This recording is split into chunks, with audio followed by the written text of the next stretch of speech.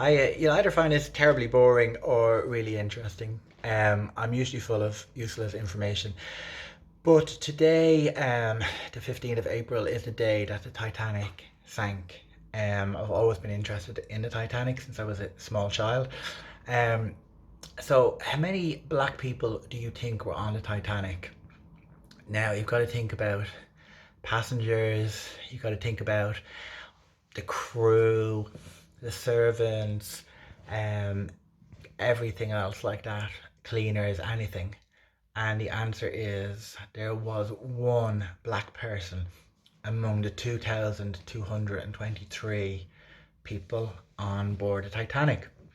And he was a black man called Joseph Laroche. He was from Haiti and he moved to France to study engineering.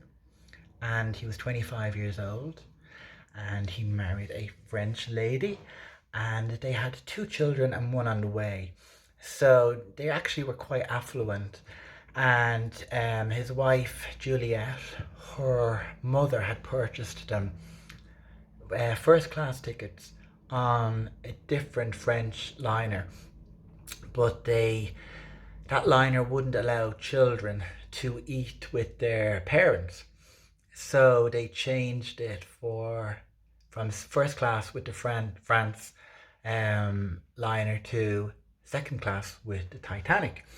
And then on the night when the iceberg struck the Titanic, Juliet wasn't sure what was happening because she didn't speak English, but Joseph spoke fluent English, and he brought him to the lifeboat, and they got in. Now his wife was pregnant, and Joseph perished in the Titanic. His body was never recovered, and Juliet moved back to France, where she then gave birth to the child, and she called him Joseph Jr. So I just found that very interesting. Yeah, today in 2000, or sorry, in 1912, the Titanic sank.